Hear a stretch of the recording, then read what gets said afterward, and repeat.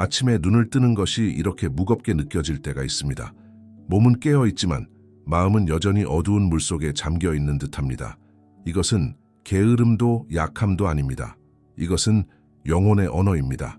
그녀는 말없이 당신에게 신호를 보내고 있습니다. 칼 융은 말했다. 무의식은 언제나 말하려 하지만 우리는 듣지 않는다. 당신이 하루 종일 누워있고 싶은 그 충동은 아무것도 하지 못하게 하는 무력함이 아니라 변화를 요구하는 내면의 목소리입니다. 우리의 시대는 끊임없는 움직임을 숭배합니다. 멈춤은 실패로, 피로는 나약함으로 여겨집니다. 그러나 영혼은 그 반대로 작동합니다. 그녀는 움직임 속에서 병들고 고요 속에서 치유됩니다. 이 욕망, 그냥 눕고 싶은, 아무것도 하지 않고 싶은 욕망, 그것은 퇴행이 아닙니다. 그것은 귀환입니다. 당신의 가장 깊은 내면, 잊혀진 본질로의 귀환. 그 무거움은 당신을 막으려는 것이 아니라 당신을 멈추게 하려는 것입니다. 삶의 방향을 재조정하기 위해, 진짜 자신을 다시 느끼기 위해, 때로는 영혼이 당신을 침대에 눕힙니다. 몸을 통해 당신에게 속삭이기 위해 멈춰라. 나는 더 이상 이렇게 살고 싶지 않다. 당신의 피로는 고장이 아니라 전환의 시작입니다. 그 안에서 무언가가 태어나려 하고 있습니다. 세상은 쉼을 죄처럼 가르칩니다. 멈추면 나고자라고, 쉬면 게으르다고, 생산하지 않으면 가치가 없다고 속삭입니다. 하지만 칼 융은 전혀 다르게 보았습니다. 그는 말했습니다. 무의식은 조용한 상태에서만 재정렬된다. 당신이 아무것도 하지 않는 그 순간 당신의 깊은 내면은 모든 것을 다시 짜고 있습니다. 잠시 멈춘다는 것은 나약함이 아닙니다. 그것은 영혼의 치유 과정입니다. 세상은 끊임없이 더 하라고 말하지만 영혼은 속삭입니다. 이제 충분하다. 우리의 문화는 생산성의 신을 숭배합니다. 쉬지 않는 사람을 영웅이라 부르고 고요 속에 있는 사람을 낭비자라 부릅니다. 그러나 윤근 이렇게 경고했습니다. 영혼이 쉬지 못하면 언젠가 몸이 그것을 강요할 것이다. 당신이 쉬고 싶을 때 그것은 게으름이 아니라 내면의 균형이 무너졌다는 신호입니다. 의식이 멈추어야 무의식이 일할 수 있습니다. 겉으로는 아무 일도 일어나지 않는 듯하지만 그 순간 당신 안의 구조가 조용히 재탄생하고 있습니다. 숲도 겨울에 멈춥니다. 나무는 자라지 않는 듯 보이지만 그 뿌리는 땅속 깊은 곳에서 새 생명을 준비합니다. 당신의 영혼도 같습니다. 겉으로는 멈춘 듯 보여도 내면은 움직이고 있습니다. 윤근 인간의 영혼을 살아있는 유기체로 보았습니다. 그는 말했습니다. 영혼은 조용함 속에서만 자신을 다시 만든다. 이것이 바로 정신적 부화기의 원리입니다. 삶의 모든 전환에는 잠복기가 필요합니다. 그것은 눈에 보이지 않는 시기, 움직임이 없는 것처럼 보이지만 사실 내면에서는 새로운 형태의 생명이 자라나고 있습니다. 당신이 눕고 싶은 이유는 당신이 멈추어야 할 때이기 때문입니다. 당신의 무의식이 새로운 날을 준비하고 있습니다. 그 과정은 소음과 혼돈 속에서는 일어날 수 없습니다. 숲의 겨울을 생각해 보십시오. 표면은 얼어있고 생명은 멈춘 듯 보입니다. 그러나 땅속 깊은 곳에서 뿌리들은 고요히 일합니다. 그들은 봄의 도래를 준비하고 있습니다. 영혼도 똑같습니다. 겉으로는 죽은 듯 보일 때 가장 깊은 곳에서는 새로운 구조가 만들어지고 있습니다. 당신의 조용한 나날은 의미 없는 정체가 아닙니다. 그것은 무의식이 다음 계절을 짓는 시간입니다.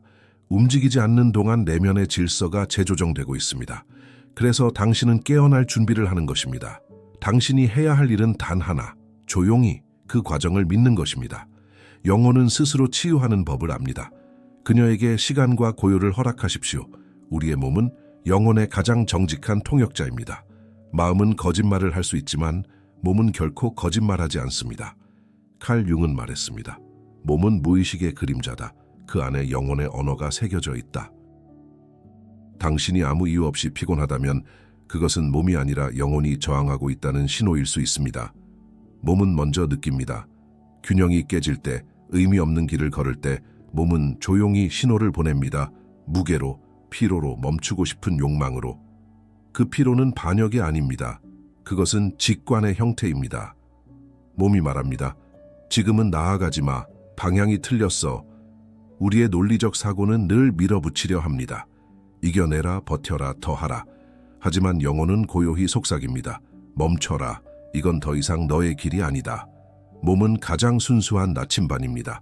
그는 감정의 불균형을 기억하고 말하지 못한 진실을 저장합니다.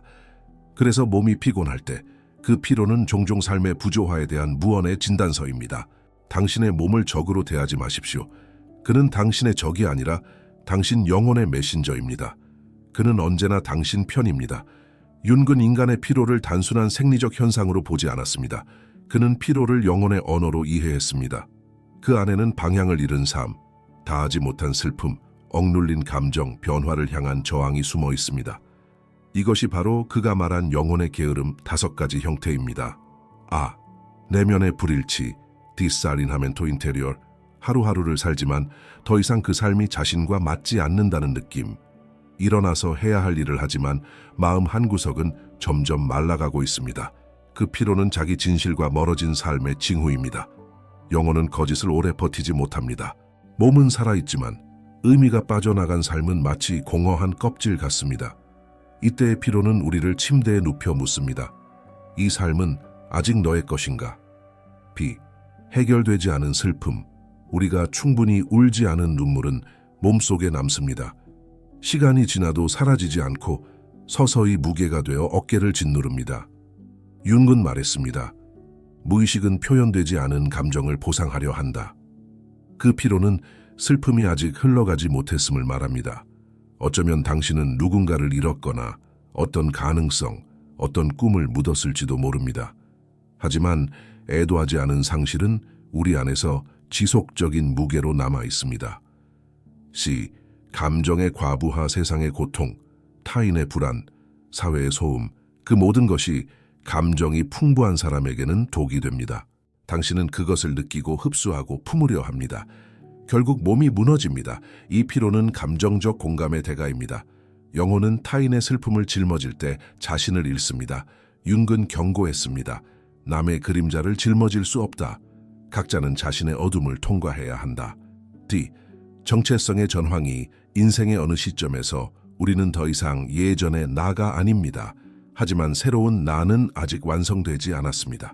그 사이의 공간, 그것이 심리적 회색지대입니다. 그곳에서 영혼은 방향을 찾기 위해 멈춥니다. 이 시기의 피로는 변화의 진통입니다. 알을 깨기 전의 고요함, 죽음과 탄생이 교차하는 내면의 문턱입니다. 세상은 당신에게 늘 이렇게 말합니다. 움직여라, 노력해라, 멈추면 잃는다. 그러나 영혼은 다른 언어로 속삭입니다. 조용히 하라, 이제 나를 들어라. 당신이 누워있고 싶은 그 순간, 그 무거운 공기 속에는 내면의 초대장이 숨어 있습니다. 게으름처럼 느껴지는 그 감정은 사실 영혼이 당신을 초대하는 방식입니다. 그녀는 묻습니다. 너는 지금 어디로 가고 있니? 너는 아직 네 자신으로 살고 있니? 무엇이 너를 이렇게 지치게 만들었니? 이 피로는 당신을 멈추게 하여 삶의 속도를 다시 조율하게 합니다. 그것은 실패의 표시가 아니라 치유의 시작입니다. 융은 말했습니다. 영혼은 우리가 듣지 않을 때 몸을 통해 외친다. 당신의 무기력은 그 외침입니다. 그녀는 더 이상 거짓된 에너지로 움직이기를 원치 않습니다. 이 게으름의 순간에 당신은 물어야 합니다. 이 피로 속에서 무엇이 내게 말을 걸고 있는가? 어떤 나의 부분이 다시 태어나고 싶은가? 당신이 그 질문을 진심으로 던질 때 조용히 숨어있던 내면의 목소리가 대답하기 시작합니다. 그 목소리는 미약하지만 진실합니다. 그리고 그 목소리가 깨어날 때 당신의 에너지는 자연스럽게 돌아옵니다. 아무 일도 하지 않는 것처럼 보이는 순간 당신 안에서는 가장 깊은 움직임이 일어나고 있습니다. 눈에 보이지 않지만 영혼은 여전히 일하고 있습니다. 칼 융은 말했습니다. 무의식은 우리가 멈출 때 가장 활발히 움직인다. 의식이 조용해질 때 무의식은 새로운 길을 그리고 상징을 만들며 우리의 다음 단계를 준비합니다. 당신이 쉬고 있을 때 당신의 내면에서는 재구성이 일어나고 있습니다. 꿈속에서, 감정의 미세한 떨림 속에서 당신의 심층은 삶의 새로운 구조를 조용히 짜고 있습니다. 무의식은 글을 씁니다. 그것은 당신의 꿈의 단어를 숨기고 당신의 피로의 신호를 담습니다. 그 언어는 이성으로는 이해되지 않지만 감정으로는 분명히 느껴집니다. 그래서 멈춤은 단순한 휴식이 아니라 내면의 재정렬이 이루어지는 신성한 과정입니다. 그 시간 동안 영혼은 과거의 파편을 수집하고 새로운 상징을 만들어 당신을 앞으로 밀어냅니다. 당신의 영혼은 침묵 속에서 가장 큰 소리를 냅니다. 그 소리를 듣기 위해서는 당신도 조용해져야 합니다. 우리는 침묵을 두려워합니다. 그 고요함 속에서 우리는 모든 소리를 잃는다고 생각합니다. 하지만 사실 그 침묵은 자기 자신을 다시 만나는 문입니다. 칼 융은 말했다. 인간은 자신으로부터 도망치기 위해 세상을 소음으로 채운다. 우리는 휴대폰 일, 대화, 계획으로 공간을 메웁니다. 그러나 그 모든 소음 아래에는 하나의 진실이 있습니다. 당신은 자신을 듣는 것이 두렵다. 당신이 침묵을 피할수록 당신은 자기 자신과의 재회를 미루는 것입니다. 그 피로는, 그 무기력은 당신의 내면이 제발 나를 들어라 라고 외치는 방식입니다. 당신이 그 부름을 거부하면 영혼은 더 크게 신호를 보냅니다. 불안, 분노, 무의미함, 그리고 결국 완전한 소진으로. 침묵은 공허가 아닙니다. 그것은 의식의 회복입니다. 그곳에서 진짜 나의 목소리가 되살아납니다. 윤근 이렇게도 말했습니다. 침묵 속에서 신은 속삭인다. 그 신은 밖에 있는 어떤 존재가 아니라 당신 안에 있는 가장 깊은 자아의 목소리입니다. 그러니 그 침묵을 두려워하지 마십시오. 그 속에는 혼란이 아니라 귀향이 있습니다. 그 안에서 당신은 자신을 다시 발견하게 될 것입니다. 윤근, 인간의 내면 세계가 언어로 표현되기를 원한다고 믿었습니다. 그는 이를 능동적 상상 액티브 이미지네이션이라 불렀습니다. 이것은 단순한 상상이 아니라 무의식이 스스로를 드러내는 신성한 대화의 방식입니다. 당신이 펜을 들고 아무런 계획 없이 글을 쓰기 시작할 때 당신의 손끝은 의식이 아니라 무의식에 의해 인도됩니다. 그 글은 처음에는 혼란스럽고 논리도 없고 의미도 없을 수 있습니다. 그러나 그 문장들 사이에는 진실의 조각이 숨어 있습니다. 자유로운 글쓰기는 당신의 마음속 깊은 그림자들을 종이에 옮겨놓는 행위입니다. 그 속에서 억눌린 감정이 형태를 얻고 숨겨진 욕망이 언어를 얻습니다. 윤근 종종 자신의 꿈, 상징, 환상을 노트에 기록했습니다. 그것이 훗날 붉은 책 The Red Book이 되었죠. 그 책은 단순한 기록이 아니라 그의 영혼과의 대화의 흔적이었습니다. 당신도 그렇게 할 수 있습니다. 문장을 잘 쓸 필요도 완벽하게 이해할 필요도 없습니다. 단지 흐르게 하십시오.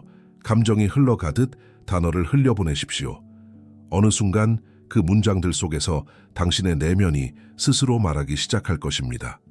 그 목소리는 당신이 잊고 있던 부분, 당신의 그림자, 당신의 진짜 욕망입니다. 그리고 그것을 들을 때 당신은 더 이상 길을 잃지 않게 됩니다. 이 막힌 창조성, 당신의 영혼은 창조를 통해 자신을 표현합니다. 글, 음악, 언어, 움직임, 무엇이든 상관없습니다. 그 표현이 막히면 영혼은 조용히 질식합니다. 윤근 이를 창조적 본능의 억압이라 불렀습니다. 당신의 피로는 표현되지 못한 에너지의 무게일지도 모릅니다. 영혼은 말하고 싶어 합니다. 그녀는 존재를 증명하고 싶어 합니다. 그 욕구가 억눌릴 때 그녀는 당신을 멈추게 만들어 이렇게 속삭입니다.